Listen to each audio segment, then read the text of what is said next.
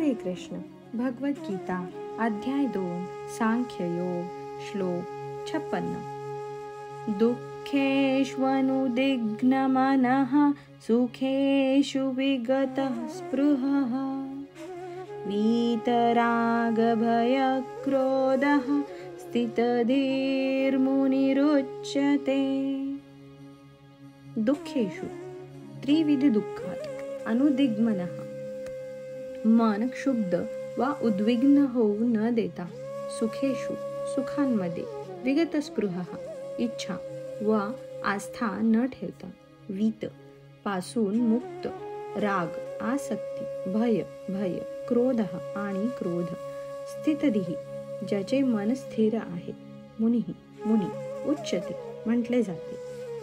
ज्या साधकाचे मन त्रिविध तापांनीही विचलित होत नाही किंवा सुखांनी हर्षोल्लासित होत नाही, तसेच जो आसक्ती, भय आणि क्रोध यांपासून मुक्त झाला आहे, त्याला स्थिर मन झालेला मुनी असे म्हटले जाते. तात्पर्य: वास्तविक निष्कर्षाप्रत न येताच मानसिक तर्कवितर्क करता यावेत, यासाठी आपल्या मनाला विविध प्रकारे प्रक्षुब्ध करणारा मनुष्य म्हणजेच मुनी होय. असे सांगितले जाते की प्रत्येक मुनीचा स्वतःचा असा वेगळा दृष्टिकोन असतो आणि जोपर्यंत एक मुनी इतर मुनींशी मतभेद दाखवू शकत नाही, तोपर्यंत खऱ्या अर्थाने त्याला मुनी म्हणता येत नाही. मात्र या ठिकाणी भगवंतांनी सांगितलेला स्थितधीः मुनी हा साधारण मुनींपेक्षा वेगळा आहे.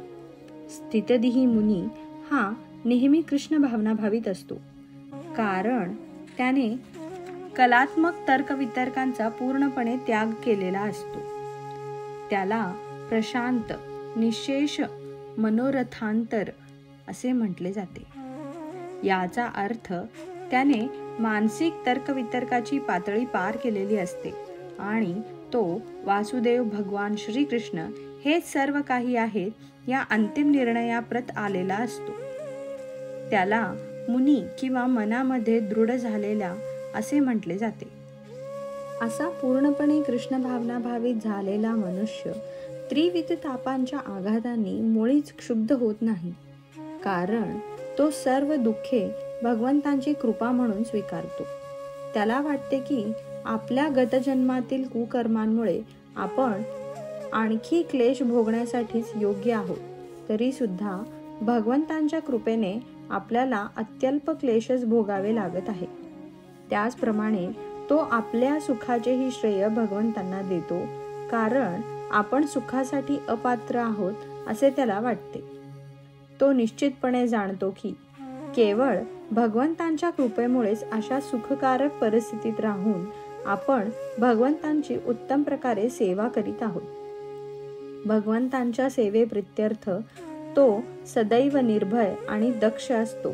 तसेच तो आसक्ती आणि अनासक्ती यामुळे कधीच प्रभावित होत नाही. आसक्ती म्हणजे स्वतःच्या इंद्रिय तृप्तीकरिता गोष्टींचा स्वीकार करणे आणि अनासक्ती म्हणजे अशा इंद्रिय सक्तीचा अभाव होय. तथापि कृष्ण भावनेमध्ये दृढ असणारा भक्त आसक्त किंवा अनासक्तही असत नाही, कारण त्याचे जीवन भगवत सेवेमध्ये समर्पित असते. यास्तव जेव्हा त्याचे प्रयत्न अयशस्वी होतात, तेव्हाही तो मुळीच क्रोधित होत नाही. यश असो अथवा अपयश, कृष्ण भावना भावित मनुष्य नेहमी आपल्या संकल्पामध्ये दृढ असतो. हरे कृष्ण.